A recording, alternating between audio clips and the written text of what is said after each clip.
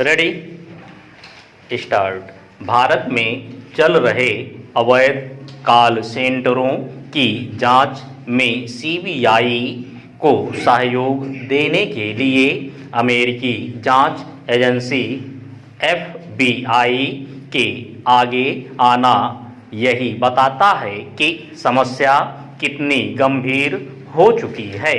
ये अवैध call centre अंतर्राष्ट्रीय स्तर पर ठगी करते हैं, चूँकि एक बड़ी संख्या में उनका शिकार अमेरिकी नागरिक होते हैं।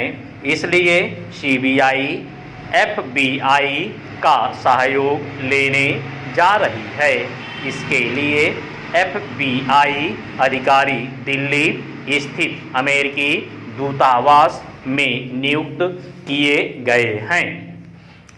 आशा की जाती है कि सीबीआई और एफबीआई अवैध कॉल सेंटर चलाने वालों पर लगाम कसने में सक्षम होंगी, लेकिन केवल इतना ही पर्याप्त नहीं होगा।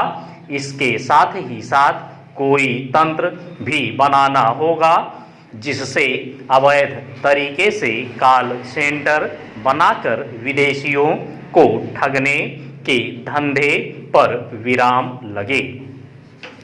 यह इसलिए आवश्यक है क्योंकि यह धंधा बेलगाम होता जा रहा है।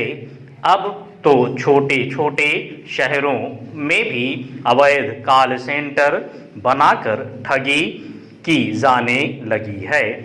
अपने देश में जिस तरह रह कर अवैध तरीके से चलने वाले कॉल सेंटरों का भंडाफोड़ होता रहता है, उससे साइबर अपराध पर लगाम लगने वाली एजेंसियों की कार्यक्षमता पर तो सवाल उठते ही हैं। देश की छवि भी खराब होती है, क्योंकि इन कॉल सेंटरों का शिकार बनने वाले विदेशी नागरिक होते हैं। इससे संतुष्ट नहीं हुआ जा सकता कि कॉल सेंटरों का भंडाफोड़ होता रहता है, क्योंकि यह प्रश्न अनुत्तरित है कि उनके जरिए ठगी करने वाले हतोत्साहित क्यों नहीं हो रहे हैं।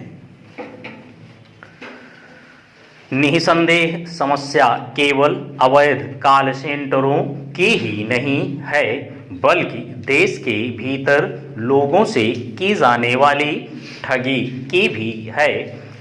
साइबर ठगी का बेरोक टोक सिलसिला यही बताता है कि ऑनलाइन धोखाधड़ी करने वाले साइबर पुलिस से आगे हैं। यह समझना कठिन है कि साइबर ठग तो तकनीक का दुरुपयोग कर धोखाधड़ी करने में सक्षम हैं, लेकिन साइबर पुलिस ऐसी कोई तकनीक विकसित नहीं कर पा रही है जिससे वह इन ठगों तक पहुंच सके। साइबर ठगी के अधिकतर मामलों में यही देखने में आता है कि पुलिस या तो हाथ खड़े कर देती है या फिर ठगी करने वालों तक पहुंचने में नाकाम रहती है। शायद यही कारण है कि अब संगठित तरीके से साइबर ठगी होने लगी है। अभी तक ऑनलाइन ठगी करने वाले गिरोहों के लिए झारखंड का जामताड़ा ही कुख्यात था, लेकिन पिछले कुछ समय में देश में न जाने कितने इलाके जामताड़ा के रूप में उभरते दिख रहे हैं। पुलिस अथवा साइबर धोखाधड़ी के खिलाफ कार्रवाई करने वाली अन्य एजेंसियां ऑनलाइन ठगी में लिप्त तत्वों के खिलाफ समय रहते ठोस कार्रवाई करने में जिस तरह विफल रहती हैं, वह अच्छी बात नहीं। साइबर ठगों को यह संदेश जाना ही चाहिए कि वे बच नहीं पाएंगे। अच्छा होगा कि यह समझा जाए कि साइबर ठगी के खिलाफ जो भी तंत्र हैं वे और अधिक सक्षम बनाने की ज़रूरत है।